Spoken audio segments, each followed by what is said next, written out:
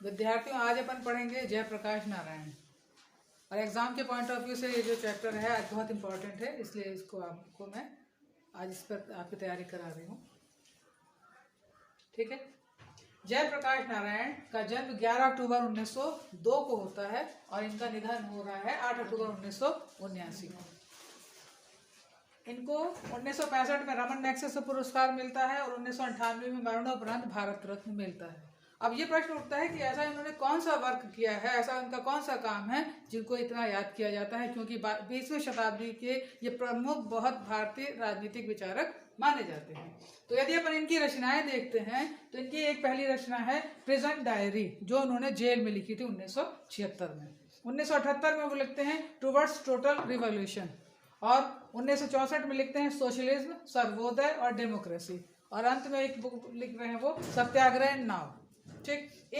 इनकी इन रचनाओं का प्रभाव, उनके विचारों का प्रभाव उनके कार्यक्षेत्र में देखने को मिलता है।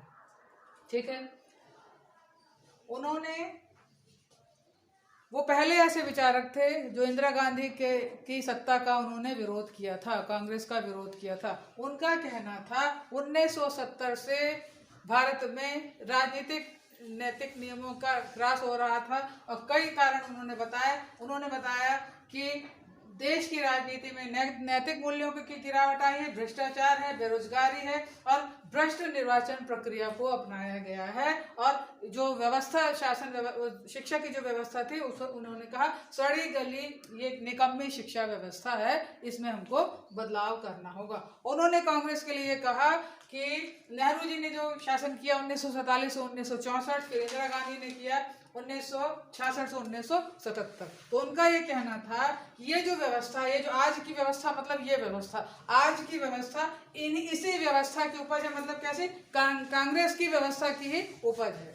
तो उन्होंने इस सत्ता का विरोध किया और उन्होंने 5 जून 1974 को पटना के गांधी मैदान में संपूर्ण क्रांति की अवधारणा का उन्होंने प्रतिपादन किया। और वो उन्होंने ये कहा कि उस समय उनकी इस ललकार से हजार लोगों ने अपने जनेऊ तोड़े और उन्होंने आह्वान किया कि जात पात तोड़ दो, तिलक दहेज छोड़ दो, समाज के प्रवाह को नई दिशा में मोड़ दो।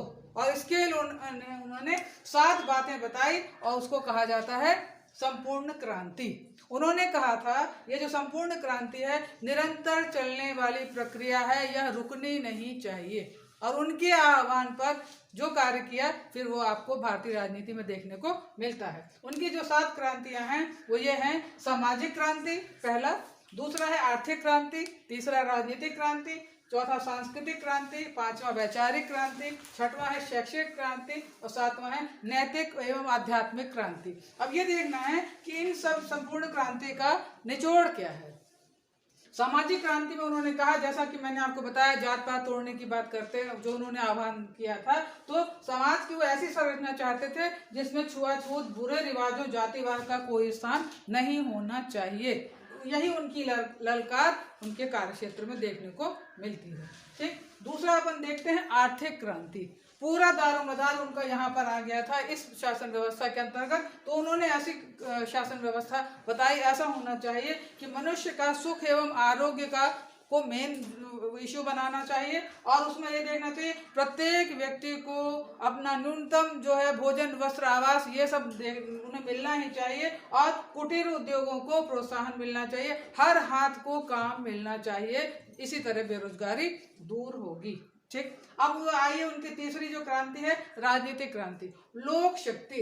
एक बात है, जयप्रकाश नारायण को लोक नायक भी कहा जाता है, शॉर्ट फॉर्म में जेपी भी कहा जाता था। तो ये जो लोक नायक है, तो ये जो लोक शक्ति का जो उन्होंने प्रतिष्ठा बताई जनता के लिए। और उन्होंने कहा कि राजनीतिक व्यवस्था ऐसी होनी चाहिए कि राजनीति को मानव कल्याण का साधन मानना चाहिए। ठीक।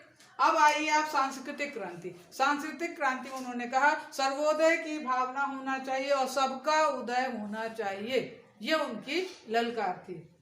वैचारिक क्रांति में उन्होंने बताया कि रचनात्मक रूप से सहयोग, रचनात्मक क्या होता है, क्रिएटिविटी लाना चाहिए काम में, रचनात्मक सहयोग होना चाहिए, यह है उनका। जैसी वैचारिक भावना होगी उस आधार पे हम रचनात्मक सहयोग, भारत का हम रचनात्मक विकास कर सकेंगे। अब आते हैं शैक्षणिक क्रांति। जैसा उन्होंने कहा कि उस समय की व्यवस्था जो है सड़ी गली निकम्मी शासन व्यवस्था थी, तो उनका कहना था कि शैक्षणिक तंत्र को पुनर्गठित करने की जरूरत है। पुनर्गठित मतलब उसमें आमूलचूल परिवर्तन होना चाहिए। और शिक्षा को उन्होंने कहा देश की ऐसी शिक्षा होना चाहिए, यदि देश में समस्या है तो उसका समाधान मूलक शिक्षा होनी चाहिए। और उन्होंने कहा सभा एवं सम्मेलन होना चाहिए और उसके माध्यम से देश में शिक्षा में जो परिवर्तन आने चाहिए वो सभा एवं सम्मेलन के माध्यम से जनता को जागरूक करने के लिए ये कार्य होने चाहिए। आखिरी उनका है नैतिक एवं आध्यात्मिक क्रांति। जैसा इसके नाम से स्पष्ट है, मानवीय मूल्यों, जहां जैसा इन्होंने बताया कि राजनीति में नैतिक मूल्यों का ह्रास हो रहा था, तो उनका कहना है कि ऐसी क्रांति आनी चाहिए कि नैतिक मूल्य बने रहें, उनमें विकास होना चाहिए और आध्यात्मिक परंपरा, जैसे कि वेदों की ओर लौटो, भारत की जो शिक्षा और संस्कृति है वैसी परंपरा का निर्वहन इस व्यवस्था में होना चाहिए। तो उनका ये जो सप्त क्रांति है, ये संपूर्ण क्रांति है, यह आपके एग्जामिनेशन के पॉइंट ऑफ व्यू से बहुत जरूरी है। इसे आप अच्छी तरह से याद कर लीजिएगा क्योंकि ये एग्जाम में आएगा कि जयप्रकाश नारायण की संपूर्ण क्रांति की अवधारणा को स्पष्ट कीजिए। आपके कोई प्रश्न हो तो बताइए, नहीं नेक्स्ट क्लास इसमें आएगी, इसके आगे का अपन पढ़ेंगे।